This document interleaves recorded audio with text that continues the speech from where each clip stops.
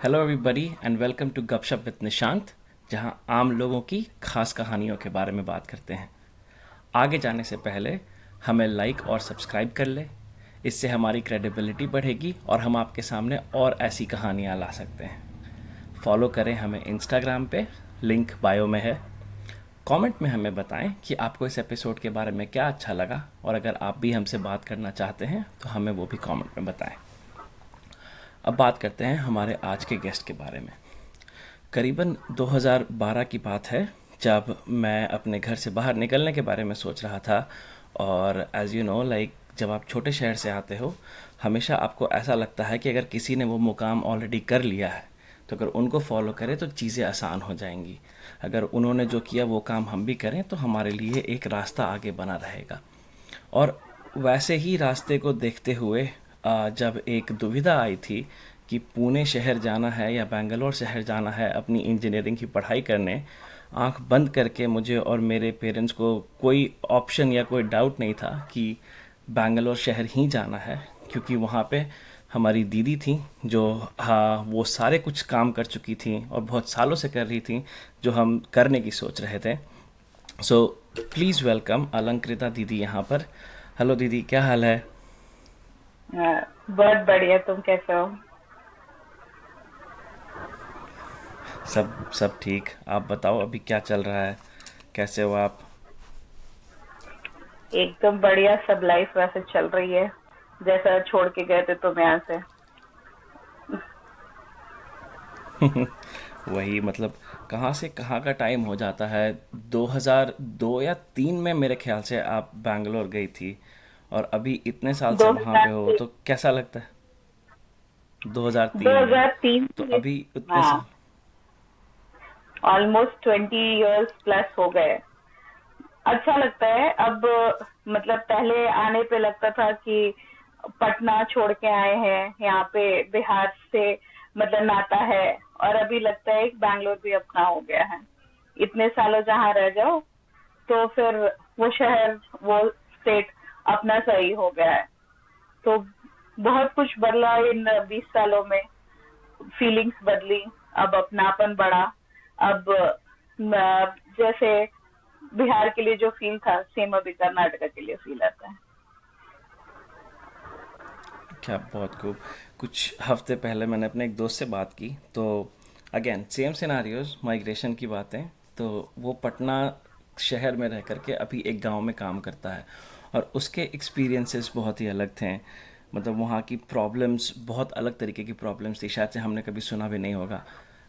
पटना से निकल के एक बड़े शहर में जाना, वो एक्सपीरियंस कैसा था? मतलब 2003 के टाइम पे कैसा लग रहा था? डर लग रहा था कि बाहर जाना है, कुछ करना है? हाँ, जब वहां से पटना से निकले तब उस समय एमबीए करने के लिए वहां से निकले। निकलने पे एक एक्साइटमेंट था। नया कुछ करने जा रहे हैं, पढ़ाई करने जा रहे हैं, अपने करियर के लिए निकलने जा रहे हैं। उस एक्साइटमेंट से जब यहाँ बैंगलोर आके, जब मम्मी पापा ने यहाँ पे छोड़ा हॉस्टल में, और जब वो छोड़ के जाने लगे, उस समय का फीलिंग लगा जैसे सब कुछ छूट रहा है।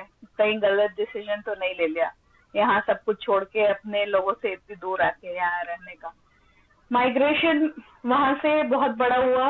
एक फिजिकली माइग्रेट होता है, एक मेंटली माइग्रेट होता है। मेंटली माइग्रेट होते हुए थोड़ा टाइम लग गया। फिजिकली तो 2003 में माइग्रेट हो गए थे वहां से। बट हाँ, उस समय का बैंगलोर और अभी का बैंगलोर में बहुत अंतर है। उस समय लोग कम थे यहाँ पे। अगर मेरा पर्सनली एग्जाम्पल लिया जाए तो उस समय जब मेरे मम्मी पापा यहाँ छोड़ने आए थे हॉस्टल में, तो ढूंढ रहे थे कि कौन है अपना यहाँ बैंगलोर में जिसको इंट्रोड्यूस कर सके, कि कभी जरूरत पड़े तो उनको कांटेक्ट किया जा सकता है।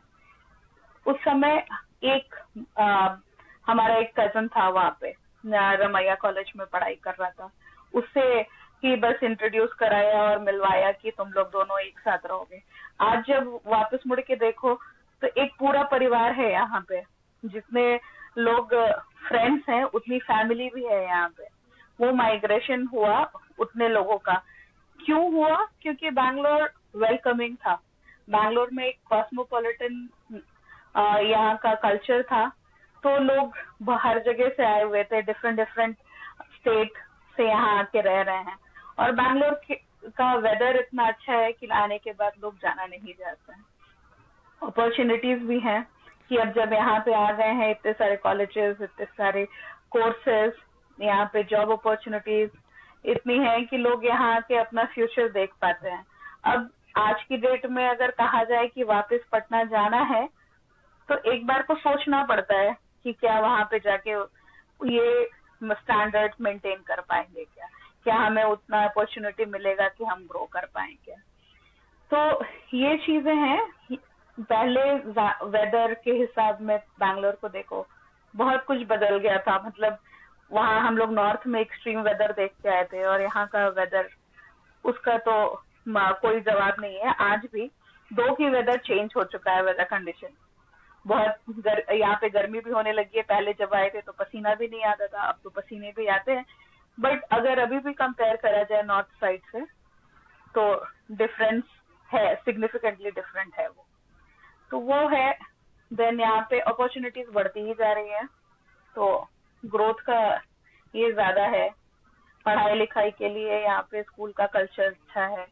देन लड़कियां यहाँ पे इंडिपेंडेंट हैं, वहाँ पे सेफ्टी सिक्योरिटी वो भी बहुत मैटर करता है। बच्चों को स्कूल भेजो and then they are safe, वो बहुत अपने को एक मन में सिक्योरिटी देता है कि चलो एक अच्छी जगह पे हैं। तो ये सब चीजें हैं। हाँ, आज की डेट में अगर आप देखो तो चेंजेस तो आ ही रहे हैं।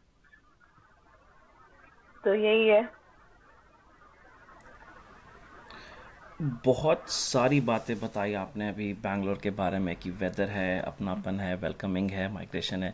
आई थिंक कोई भी अगर बैंगलोर जाए, एक चीज़ जो बहुत हाईलाइट होती है वो वहाँ का वेदर होता है। ऐसा क्या मगर डिफरेंट होता है? मतलब क्या वहाँ पे हमेशा ही कूल वेदर होता है? मेरे मेरे एक्सपीरियंस में, जैसे आपने बोला कि अब पसीने होते हैं, वो 2016 के टाइम से भी होने लग गए थे, बट आपके टाइम पे कैसा था? जब 2003 में यहाँ आओ, तो जब हम लोग आए यहाँ पे जुलाई में आए। जुलाई, जून जुलाई हमारे पटना बिहार इस साइड में, नॉर्थ साइड में गर्मी होती है। उस समय लोग पसीने आ रहे होते हैं, गर्मी लग रही होती है। और जब यहाँ पे आए तो उस दिन बारिश हो गई। एक बार बारिश हो जाए, उसके बाद फिर लोग इवनिंग तक अपना एक पतला जैकेट पहन लेते हैं।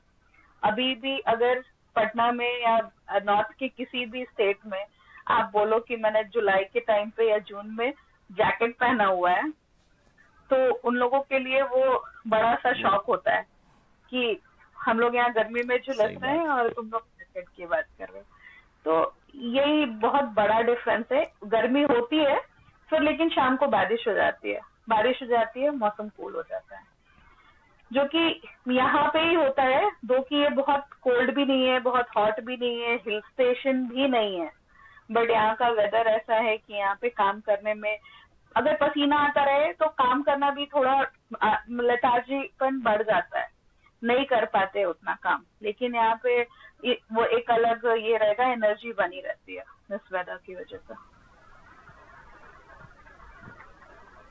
सही बात है, बिल्कुल सही बात है।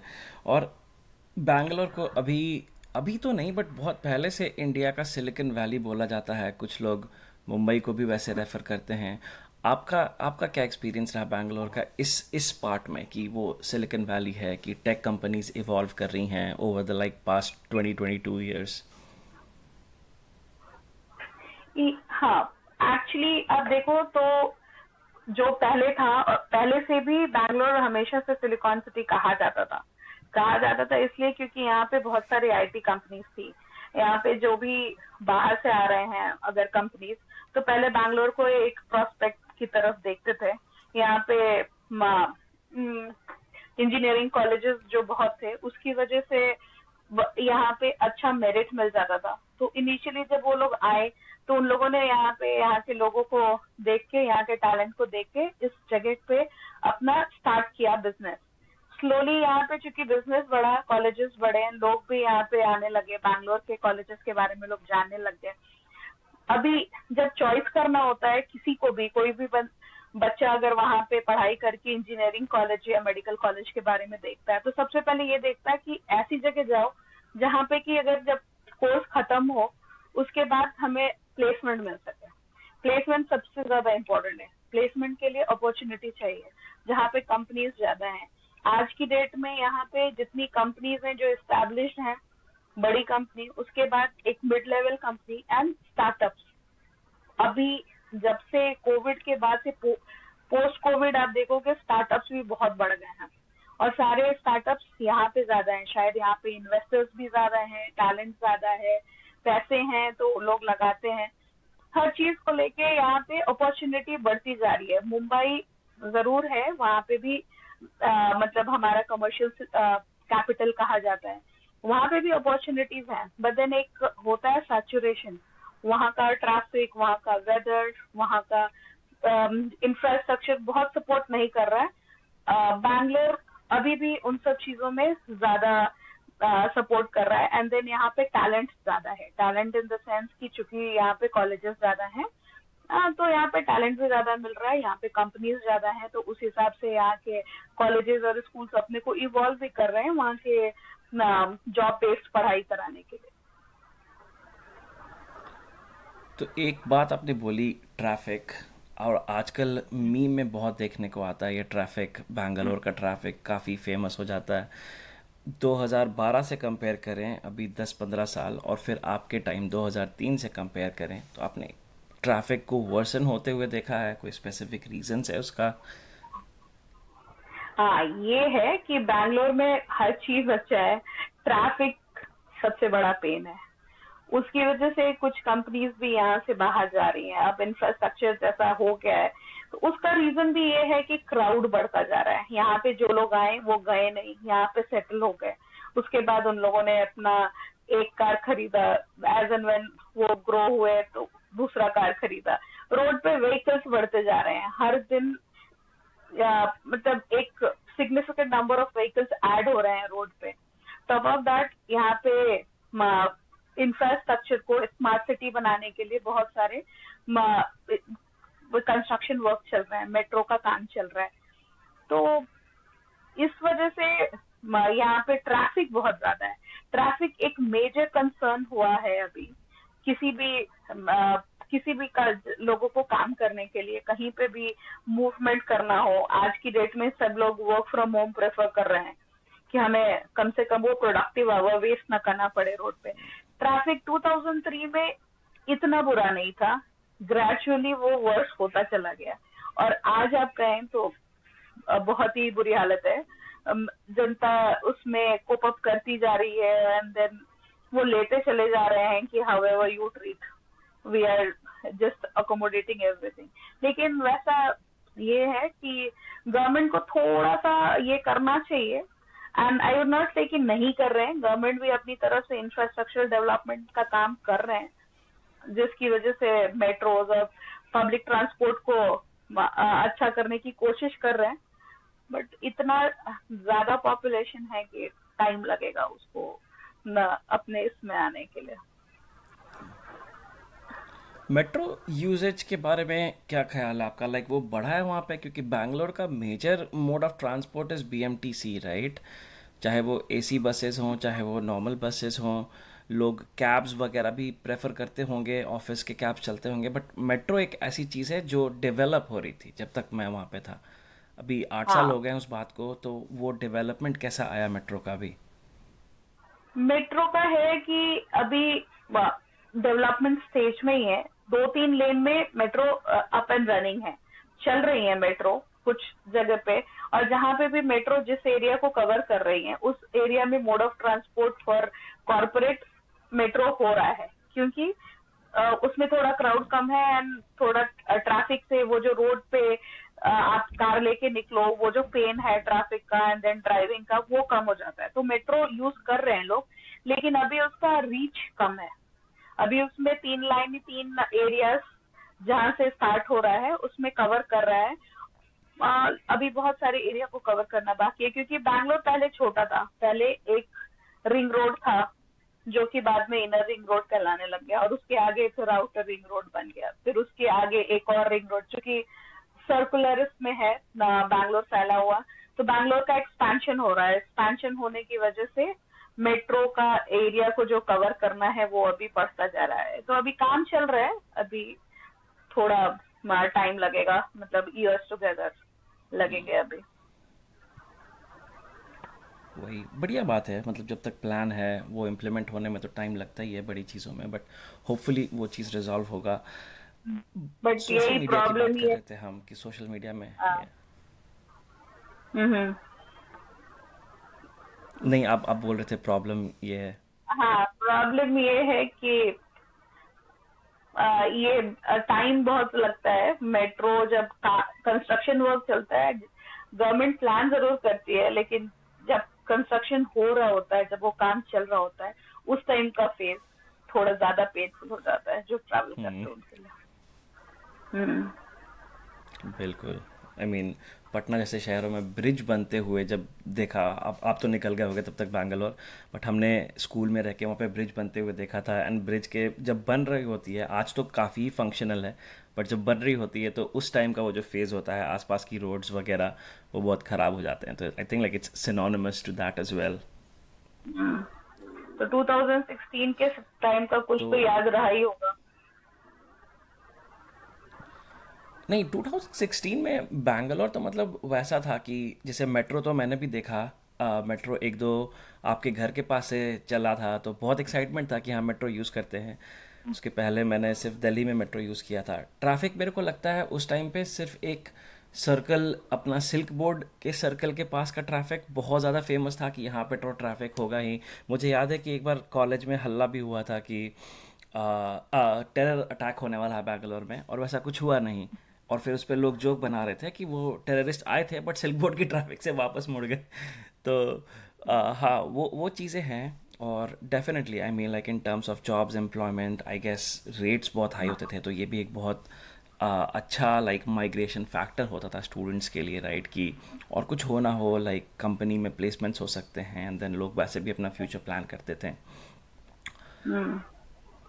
वही आजकल सोशल मीडिया पे मतलब बहुत चीज़ें होती हैं जो लोग देख के इन्फ्लुएंस होते हैं, and I guess challenges with migration जो आजकल एक ट्रेंड दिखता है, मे बी कितना सच है वो आप बता पाओगे कि किसी भी स्टेट में आप रहो, आपको उस स्टेट का लैंग्वेज आना चाहिए, तभी आपको वहाँ के लोकल लोग, रिक्शा वाले, दुकान वाले केटर करेंगे। कितना कितना ट्रूथ है इस चीज़ में, और क्या ऐसे डिस्क्रिमिनेशन फेस करना पड़ता है आपको डेली डेली लाइफ में? डेली लाइफ में एज सच बोलो तो ऐसी कोई परेशानी नहीं दिखती है। हाँ, लैंग्वेजेस आप जहाँ रहो वहाँ जान जाओ, ये एडेड एडवांटेज जरूर है। लेकिन ये जो गवर्नमेंट अपनी तरफ से पॉलिसीज जरूर बना रही है जिसमें कि लैंग्वेज को एक इम्पोर्टेंस दिया जा रहा है, एंड देन वो एक ट्रेंड भी चल रहा है कि जो जहाँ का जिस स्टेट में जो लोग रहते हैं उन लोगों को आप प्रेफरेंस दो जॉब्स में। अदरवाइज अभी मेरे बेटे के स्कूल में भी कन्नड़ा पहले कंपल्शन नहीं था, और आज की डेट में कंपलसरी कर दिया गया है टिल 10th। तो ये चीजें हैं, उसको मैं फिर भी पॉजिटिवली लूंगी, इसलिए कि आप जिस स्टेट में रहते हो और वहां पे पढ़ाई कर रहे हो, उस स्टेट के लैंग्वेज को जान लेने से कोई खराबी नहीं है। बट हाँ, अगर उसको मैंडेटरी ना करें तो वो ज्यादा अच्छा रहेगा। और दूसरा है कि जॉब और डे टू डे एक्टिविटीज में बैंगलोर में स्पेसिफिकली अगर बोलना है तो लैंग्वेज का कोई बैरियर नहीं है। यहाँ पे सब लोग हर लैंग्वेज बोलते हैं। इंग्लिश सबसे मोस्ट स्पोकन है ऑफ कोर्स, बहुत लोग जानते हैं, यहाँ तक कि शॉपकीपर्स भी समझते हैं इंग्लिश। अगर इंग्लिश नहीं समझते हैं तो we can still manage with Hindi. Hindi यहाँ पे बहुत एक्सेप्टेबल है। अगर आपको कन्नड़ा आती है, एडेड एडवांटेज है। तो डे टू डे लाइफ में अगर आपको डिस्कस करना है कोई चीज विथ, या फिर कुछ पूछना है किसी ऑटो ड्राइवर से या फिर शॉपकीपर से या मेड से, वो भी काम चला के हिंदी बोल लेते हैं। थोड़े बहुत कुछ लोग हैं जो कम पढ़े लिखे हैं, जैसे मेड के साथ कभी कभी प्रॉब्लम्स होती हैं, तो उनको साइन लैंग्वेज में वो लोग भी अकोमोडेट करने की कोशिश करते हैं आपका रिक्वेस्ट, और साइन लैंग्वेज में, या फिर स्लोली वो भी लर्न कर रहे होते हैं, और थोड़ा थोड़ा कन्नड़ा तो हम लोग भी समझ जाते हैं रहते रहते। तो डे टू डे एक्टिविटीज में बहुत इम्पैक्ट नहीं है। ऑफिस में हमारा कम्युनिकेशन का लैंग्वेज इंग्लिश है, तो उसमें भी प्रॉब्लम नहीं होती है। और साथ में रहते रहते हमारे कॉलीग्स हमारे फ्रेंड बन जाते हैं, और वो हमारे कॉमन लैंग्वेज में कम्युनिकेट करने लग जाते हैं, और उसके बाद वर्क प्लेस भी कंफर्टेबल हो जाता है। हाँ, पढ़ाई के लिए है, जॉब्स के लिए है। अभी जो ये चल रहा है कि 70% जॉब सिर्फ स्टेट्स वाले लोगों को देने होंगे, तो ये नहीं होना चाहिए, क्योंकि इसका कुछ नेगेटिव इम्पैक्ट भी पड़ेगा। बट अभी so far is going good. I guess like ये सिर्फ बैंगलोर का ही नहीं है, बट ये पूरी दुनिया में ये चल रहा है। Even even countries like US, जो कंट्री बना ही पूरे माइग्रेशन से है, अलग अलग तरह के लोग आए, एंड यहाँ पे भी है कि सेव अमेरिकन जॉब्स, एंड बहुत बहुत तरीके के रूल्स आ रहे हैं। बट अगेन एक बैकबोन होता है ये जो पूरा, मुझे लगता है कि ये जो पूरा माइग्रेट कम्युनिटी होती है, वो भी आपके यहाँ अगर रह रहे हैं तो वो टैक्स पे कर रहे हैं। एंड अगर वो कोई सा काम कर रहे हैं, जैसे कोई अगर 20 साल पहले काम कर रहा है, तो वो आज के डेट के लड़कों का या लड़कियों का जॉब नहीं ले रहा है, वो ऑलरेडी सेटल्ड है उस चीज़ में। तो मे बी ये एक रैशनल है। मुझे लगता है कि इट्स अ गुड रैशनल कि आप प्रायोरिटाइज करो, बट मेरे हिसाब से टैलेंट टैलेंट पे प्रायोरिटी हो तो ज़्यादा ग्रोथ होगी। बट या वो तो लाइक गवर्नमेंट्स के ऊपर है, क्या पॉलिसी करते हैं वो, क्या पॉलिसीज़ बनाते हैं। एग्जैक्टली, पॉलिसी यही होनी चाहिए कि आप मेरिट देखिए, जॉब दीजिए। अब कर्नाटका का या फिर अमेरिका का होना जरूरी नहीं है किसी जॉब का को लेने के लिए। अगर आप उस लायक हैं तो ऑफकोर्स आपको मिल करेक्ट। जाएगी वो जॉब, और आप उसमें अच्छा कर सकते हैं। वही। या बिकॉज मुझे भी याद है जो आपने बताया कि माइग्रेशन में लोग कॉमन लैंग्वेज यूज़ करते हैं, चाहे वो ऑटो ड्राइवर्स हों या बस वाले लोग हों या कोई भी हों। बट या सोशल मीडिया पे देखने आता है, जैसे एक बहुत वीडियो फेमस हुआ था कि कर्नाटका का एक ऑटो ड्राइवर थे, उन्होंने मना कर दिया, उन्होंने बोला कि कन्नड़ा में बोलो तभी बिठाएंगे। तो आपने कभी ऐसा देखा है कि लोग स्पीच असिस्टेंट्स यूज़ करते हो, कि गूगल ट्रांसलेट में हिंदी बोल दिया, वो कन्नड़ा ट्रांसलेट करके ऑटो ड्राइवर्स को बोल दे।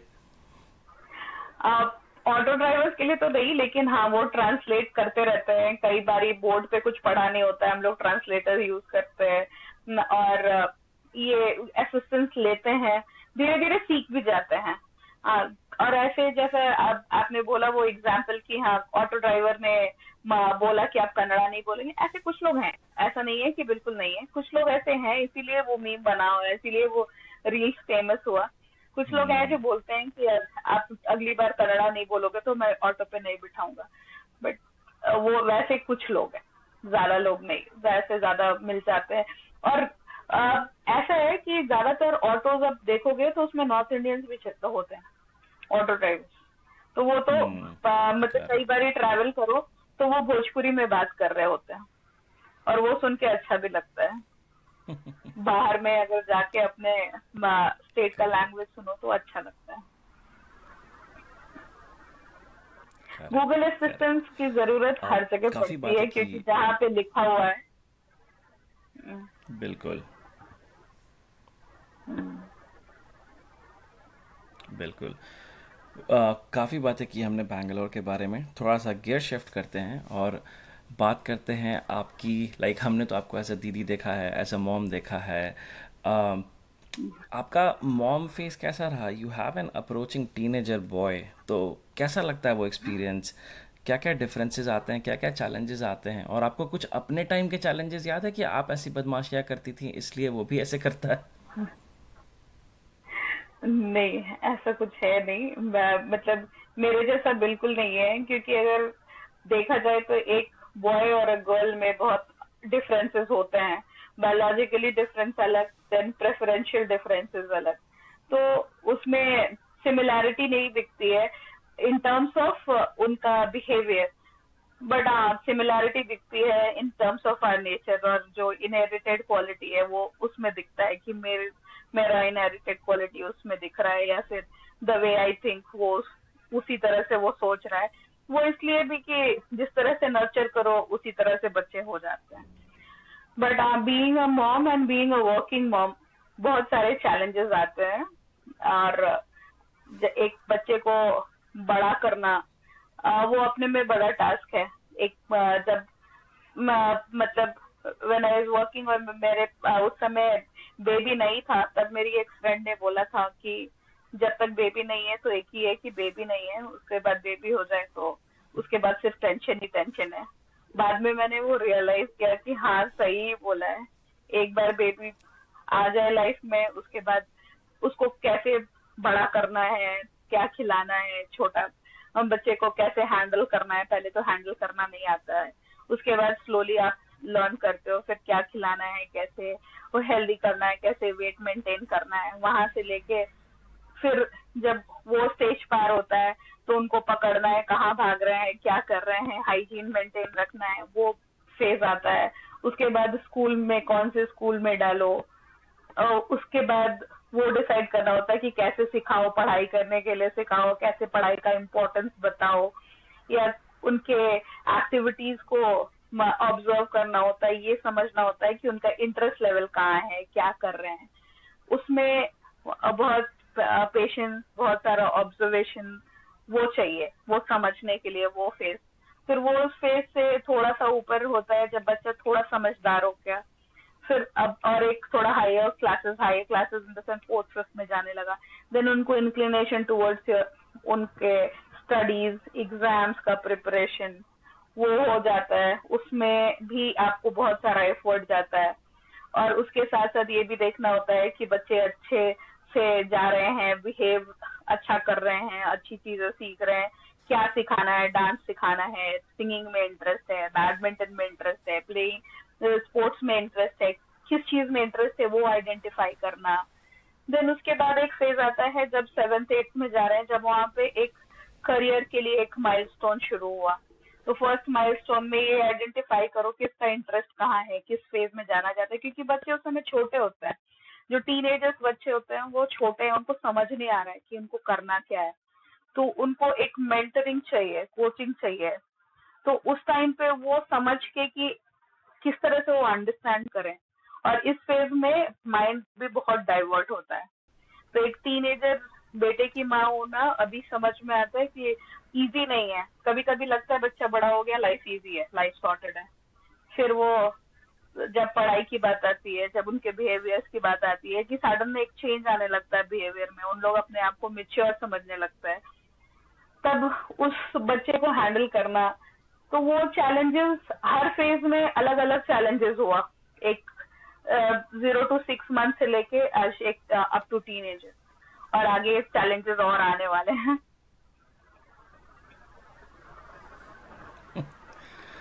ये सारे फेजेस जो आपने बताएं, 0 to 6 मंथ्स हो गए, चाहे बच्चा थर्ड फोर्थ में गया या सेवन्थ एट में गया या टीनेज में जा रहा है, इन सारे फेजेस में एक बड़ी कॉमन चीज़ होती है इन्फ्लुएंस।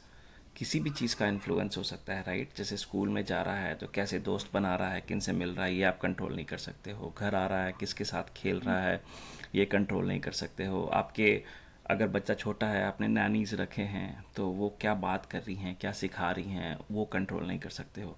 तो इन सारे इन्फ्लुएंसेस को कैसे एलिमिनेट करते हो, good influence versus bad influence में? हम्म, थोड़ा मुश्किल है क्योंकि बच्चा क्या, बड़े भी इन्फ्लुएंस हो जाते हैं, बच्चे तो और समझ नहीं पाते हैं कि क्या उनके लिए सही है और क्या नहीं, जैसा देखा वैसे सीख जाते हैं। बोला भी जाता है चाइल्ड जो है ऑब्जर्व करके सीखता है, बोल के या पढ़ के नहीं सीखता है। तो उस फेज में जब वो छोटा था मेरा बेटा, तब उस समय उसकी नानी जो आती थी वो भोजपुरी में बात करती थी, तो वो उसके साथ वो भोजपुरी बोलना सीख गया था। ठीक है, वो अच्छी बात है, उसका इन्फ्लुएंस है तो कि वो अपना एक मदर टंग सीख रहा है, तो उसमें कोई गलत बात नहीं है। लेकिन उस चक्कर में क्या होता है, बच्चे अपना खेलने जाते हैं, कुछ बच्चे अगर बैड लैंग्वेज बोल रहे हैं, कुछ बैड वर्ड्स बोला, वो भी बच्चा सीख के आ जाता है। और ट्रस्ट मी, वो जो बैड वर्ड्स होते हैं वो शायद ज्यादा कैची होते हैं, बच्चे जल्दी सीख जाते हैं। तो उन उन सब चीजों को हैंडल करना इजी नहीं होता है। एक बीइंग अ पेरेंट आपको ऑब्जर्व करते रहना कि आपका बच्चा कब क्या कैसे कर रहा है, उसके बिहेवियर में चेंज तो नहीं आया, या फिर उससे बातें करनी होती है कि आज क्या किया, क्या सीखा, क्या नहीं किया। वो सामने से तो बताएगा नहीं कि क्या किया, क्योंकि उसको खुद को पता नहीं है कि क्या सही है क्या गलत है। बातों बातों में कुछ बातें निकल आती है और उसमें वो बोल देता है, तो उससे पता चलता है कि उसमें उसने क्या सीखा है। उसके बाद फिर ये भी होता है कि कई बार आप बच्चों को आप कंफर्टेबल बना दो कि आपसे वो हर बात शेयर करे। तो जैसे गुन्नू का है कि वो आता है तो वो अगर कुछ बैड वर्ड सीख के आया है तो वो आके मेरे से यही पूछ लेता, मम्मा इसका मीनिंग क्या है। तो अगर वो बैड वर्ड है या something not to be told in front of public है तो उनको बताना पड़ता है कि इसको नहीं बोलते हैं। फिर वो जरूर पूछता है कि उसका मीनिंग क्या होता है। अब वो भी मुश्किल हो जाता है, कुछ चीजें होती हैं जिसका मीनिंग अभी के एज में समझा नहीं सकते। अब उसका मीनिंग पूछो तो फिर उसको एक डिफरेंट वे में उनको बताना पड़ता है कि आप उसका मीनिंग ये समझो और उसको मत बोलो सबके सामने। तो वही है कि हाउ दे टेक इट। तो मेन पार्ट उसी किसी चीज को एलिमिनेट करने का यही है कि आप कम्युनिकेट कैसे कर रहे हो अपने बच्चे के साथ और बच्चा आपके साथ कंफर्टेबल है कि नहीं। अगर कंफर्टेबल है तो वो बता देगा कि आज दिन भर में क्या हुआ है, क्या किया, दोस्तों से क्या सीखा, स्कूल में क्या हुआ। या फिर जैसे मेरे केस में ये है कि वो बता देता है कि आज मेरे फ्रेंड ने ऐसा बोला, वो सही है या नहीं, वो क्या बैड वर्ड है, वो पूछ लेता है। तो उससे मेरे लिए थोड़ा इजी हो जाता है। तो ये रैपो आपने कैसे बनाया कि वो आपको आके सब बता देता है? क्या ये एक लाइक प्रैक्टिस था हमेशा से, हर दिन ऐसा पूछने का, या फिर मतलब ये लाइक फीचर कैसे इनकलकेट हुआ कि वो इतना फ्री हो कि वो आके ये पूछ ले कि ये बैड वर्ड है या नहीं है? हाँ, मैम लगता है कि शायद वो फ्रेंडली इन्वायरमेंट देना, एज अ फ्रेंड उसके साथ खेलना, उससे बातें करना और उसके साथ उसका अपने स्कूल का और अपना कुछ स्टोरी शेयर करना जिससे कि उसको लगा कि नहीं वो कंफर्टेबल है। उसका एक एग्जाम्पल है कि उसका कंफर्ट जोन इस तरह से कि एक बार उसने मेरी बातों का जवाब दे दिया। उससे मैंने बोला कि तुम्हें समझ में नहीं आता कि मैं तुम्हारी मदर हूँ। तो वो बोला था कि मुझे तो तुम मेरी फ्रेंड लगती हो इसलिए मैंने बोला। तो अभी वो उस मोड में है कि वो मुझे फ्रेंड मानने लगे। जब बच्चा आपको फ्रेंड समझने लगे तो वो आपसे शेयर कर देगा। तो वो कंफर्ट जोन देना होता है। कंफर्ट जोन देने के लिए बच्चों के साथ सही बच्चों की बात। तरह बिहेव करो और उनकी बातें सुनो और उनकी बातों को जरा वैल्यू दो।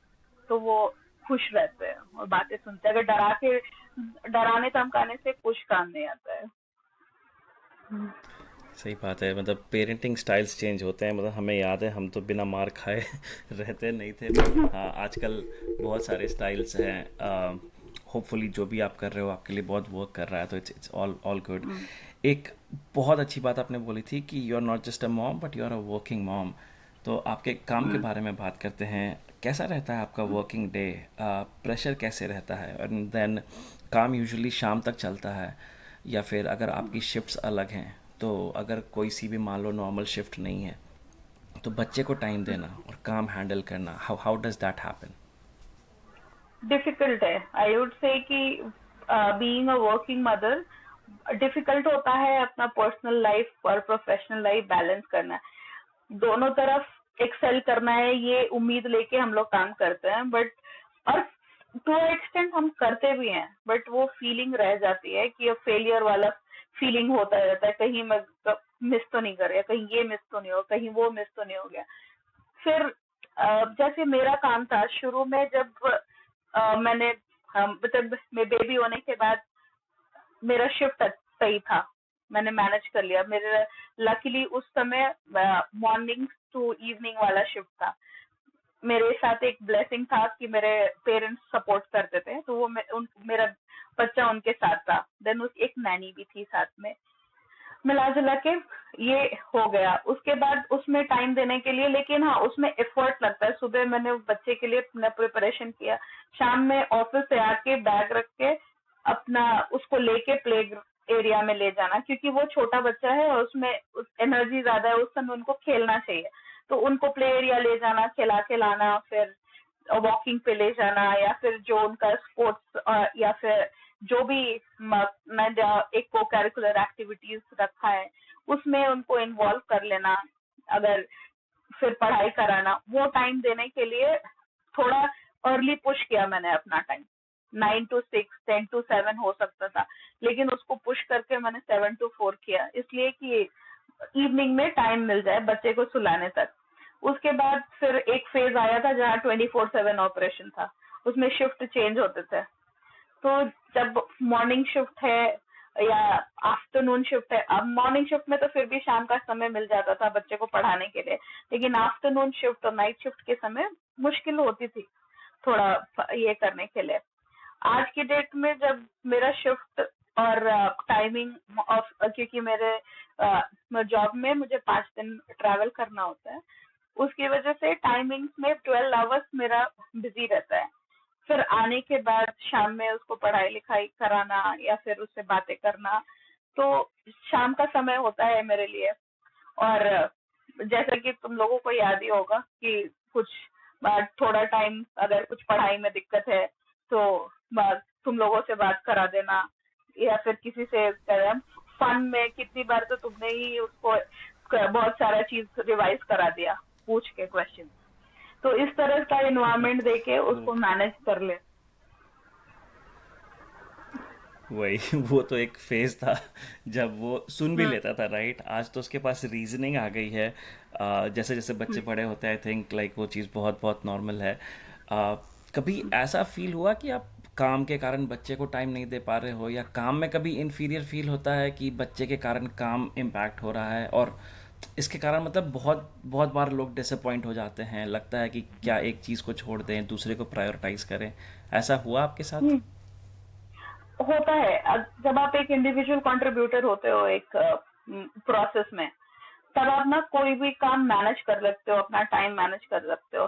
जब आप एक टीम मैनेज कर रहे हो और आप you are responsible for others performance, वहां पे आपका टाइम, एनर्जी एंड अटेंशन सारा कुछ काम पे देना होता है। अभी ज्यादा पहले की बात नहीं करूंगी, अभी जब उसका एग्जाम्स, हाफ ईयरली एग्जाम्स चल रहा था मेरे बेटे का, उसका क्या हुआ कि उस समय आप काम कर रहे हो, मीटिंग में हो, और वो उसका 12:30 उसका ऑफ हो गया, एक पेपर होने के बाद वो घर आ गया, या फिर नेक्स्ट डे स्टडी लीव है, वो मीटिंग के बीच में फोन कर रहा है वो डाउट क्लियर करने के लिए। अब आप मीटिंग में हो और आपको या किसी चीज का डिस्कशन हो रहा है, इन बिटवीन आप छोड़ भी नहीं सकते हो। उसके बाद उसको कट करके ये बोलना पड़ता है कि अभी जाओ खेलो, बाद में बात करती हूँ। उस मतलब उस समय थोड़ा फील होता है कि अभी उसको कोई डाउट है, और शायद एक स्टे एट होम मदर होती तो वो उसको हेल्प कर देती और उसका बच्चा पढ़ लेता उस समय। जबकि मेरा रिस्पॉन्सिबिलिटी जब ऑफिस में हो तो वो बोलता है कि अपना वर्क फोर्स देखने के लिए पहले अगर उनको जरूरत है, उनको अटेंशन की जरूरत है, तो उस समय आप कॉम्प्रोमाइज नहीं कर सकते हो अपना वर्क, और अपने उस समय अपने बच्चे को आप कॉम्प्रोमाइज करने बोल देते हो कि अभी आप खेल लो, बाद में बताती हूँ या घर आके बताती हूँ। उस समय थोड़ा फील होता है कि काम की वजह से बच्चा सैक्रिफाइस हो गया। और कभी कभी उसको पढ़ाने के लिए मैंने मीटिंग अपनी पोस्टपोन करी कि आज मुझे जल्दी लॉग आउट करना है क्योंकि एक डिफिकल्ट सब्जेक्ट है, तो उसको रिवाइज कराना है, तो उस समय काम के लिए लगा। तो दोनों टाइम पे ये फीलिंग आता है कि नहीं मैनेज हो पाया शायद मेरे से, तो वो फीलिंग रह जाती है। बट आप उतने साल से ये करते आ रहे हो, तो आई डोंट थिंक कि ये फैक्टर तो है कि नहीं मैनेज हो पाया है। मैनेज हो गया है, मेरे ख्याल से लगता है वो खुद को सेटिस्फैक्शन नहीं मिलता है जब आप उतने हाँ। सालों से काम करते आ रहे हो अनडिस्ट्रैक्टेड, और फिर आपकी लाइफ में कुछ और आ जाती है जो बिगर बेटर प्रायोरिटी है। तो आई आई गेस लाइक वो बहुत नेचुरल होता होगा, इवन आप अगर day to hmm. Day compare करो तो। बट हाँ। काम के और मामले फिर में आपका कोई काम के काम के मामले में मामले में, आपका कोई सबसे बड़ा चैलेंज क्या रहा? काम के मामले में अगर बोला जाए तो मेरा मतलब फॉर्चुनेटली काम के मामले में बहुत डिफिकल्ट नहीं हुआ है। अ, इस तरह से जैसे चल रहा था, तो जब बच्चा था छोटा तो एक कंफर्टेबल काम हो रहा था, स्लोली मुझे वहां पे ग्रोथ मिला। थोड़ा ग्रोथ का पीरियड लंबा हो गया इसलिए कि उस समय प्रायोरिटी अपना करियर ग्रोथ नहीं था, उसके बदले ये था कि बेबी प्रायोरिटी था। उसके बाद फिर कोविड के समय में क्या हुआ कि मतलब जॉब जो उस समय क्या हुआ था कि बहुत सारे जॉब मिल रहे थे, अपॉर्चुनिटीज आ रही थी और लोग हायर कर रहे थे ज्यादा पैकेज देके, मतलब कि आपको परसेंटेज ऑफ हाइक बढ़ रहा था। तो जितना भी हुआ, जितना लोगों ने मांगा उस समय दे दिया। उसके बाद क्या हुआ कि सिचुएशन बदली, जब कंपनीज अच्छा नहीं कर रही हैं, लॉस मेकिंग हो गई, तब सब पता चला कि हमने ज्यादा लोगों को ले लिया है और ज्यादा पैकेज पे ले लिया है। उसके बाद ले ऑफ्स हुए, बहुत सारे ले ऑफ्स हुए उस समय। तो वो एक फेज था जिससे कि बहुत लोगों ने सफर किया है, और उसका मेरा भी वो टर्न आया था, वो सफर किया मैंने उस समय। लेकिन उसके बाद फिर चीजें बदली, और फॉर्चुनेटली मुझे एक ऐसे फिर अपॉर्चुनिटी मिली कि आज अपने काम में, मतलब जिस जो मैंने खोया था उस समय, सब वापस मिल गया ना। मतलब एज अ सीनियर मैनेजर मैंने वो ज्वाइन किया, सीआरएम का टीम हैंडल करती हूँ, मैनेज करती हूँ, I am the head of that team. तो उसके बाद जो एक बैक फुट पे आई थी, वो फिर आके मैंने कॉम्पनसेट कर लिया,